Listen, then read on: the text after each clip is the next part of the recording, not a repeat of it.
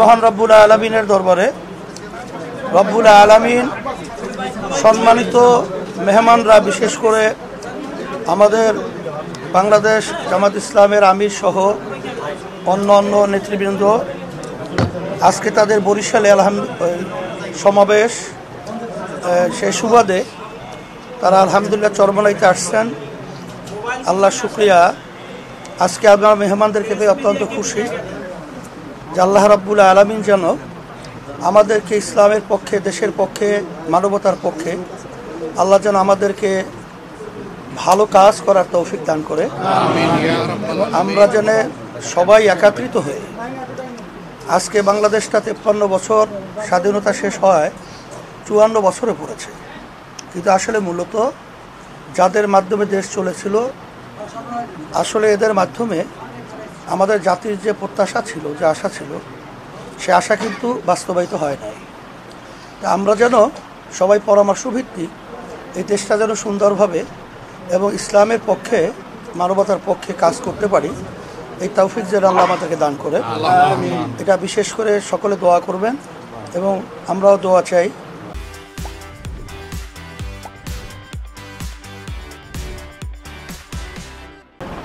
সবাইকে সামনে রেখেই আমরা বলতে চাই যে আমরা শুধু আল্লাহর জন্য পরস্পরকে ভালোবাসি। আমাদের এই ভালোবাসা আল্লাহ যেন কবুল করেন। আমাদের দেশে সঠিক কতজন মানুষ আছে এর হিসাব যেগুলো ভিন্ন ভিন্ন সময়ে দেওয়া হয়, একটার সাথে আর একটা মিলে না, কিন্তু আমরা ধারণা করি যে এই সংখ্যাটা 18 কোটির কম বেশি হবে। এই 18 কোটি বনি আদমের মধ্যে শতকরা 100 জনের মধ্যে 91 জন তারা নিজেকে মুসলমান হিসেবে পরিচয় দিয়ে স্বাচ্ছন্দ্য বোধ করেন, কিন্তু বাকি যারা আছেন 9% বা কিছু কম বেশি, তারাও এদেশের মানুষ, ভিন্ন ভিন্ন ধর্মের তারা অনুসারী। এবং আল্লাহ ভালো জানেন কিছু নাস্তিক যারা কোনো ধর্মের উপর, কোনোভাবেই আল্লাহর উপর, সৃষ্টিকর্তার উপরে কোনো ঈমান রাখে না, সেই রকম লোকও থাকতে পারে। কিন্তু সব মিলেই আমাদের প্রিয় বাংলাদেশ। ইতিমধ্যেই পীর সাহেব বলেছেন যে স্বাধীনতার একে 54 বছর চলে গিয়েছে, কিন্তু দেশ, আমরা একটা স্বাধীন দেশ হিসাবে যে মর্যাদায় থাকার দরকার, এটা আমরা পাইনি। এবং এটার মূল কারণ হলো দুটো জিনিস, আমরা সবসময় বলে থাকি, একটা দুর্নীতি আর একটা দুঃশাসন। তো যেখানে আল্লাহ তাআলার দেওয়া বিধান থাকবে না, দুর্নীতি সেখানে অবশ্যম্ভাবী, দুঃশাসনও সেখানে দুর্নীতির হাত ধরে আসবেই। এই দুই যন্ত্রণা থেকে মুক্তি পাওয়ার একমাত্র পথ হচ্ছে আল্লাহর বিধান। সেই আল্লাহর বিধানের উপরে যারা আমরা বিশ্বাস করি, আমি বিশ্বাস করি যে 91% মানুষই বিশ্বাস করি। এখন নামাজের বিধান যে আল্লাহর জন্য আমরা মানি, সমাজের বিধানও সেই একই আল্লাহর জন্য মানতে হবে আমাদের, যদি আমরা নিজেকে ইমানদার মনে করি। কিন্তু নামাজে আল্লাহর বিধান মানলাম, সমাজে আবার আল্লাহর বিধান মানলাম না, তাহলে কিন্তু আল্লাহকে পরিপূর্ণভাবে মানা হলো না।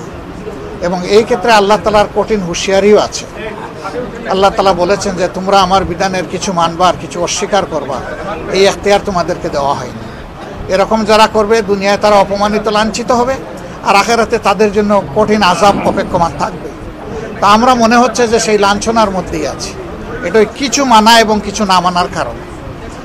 আমরা, আমাদের মনের তামান্না, আকাঙ্ক্ষা হচ্ছে যে আমরা পুরোটা মানতে চাই, পুরোটা এখানে কায়েম হয়েছে এটা দেখতে চাই। এই জন্য আমরা সারা দেশবাসীর সহযোগিতা চাই।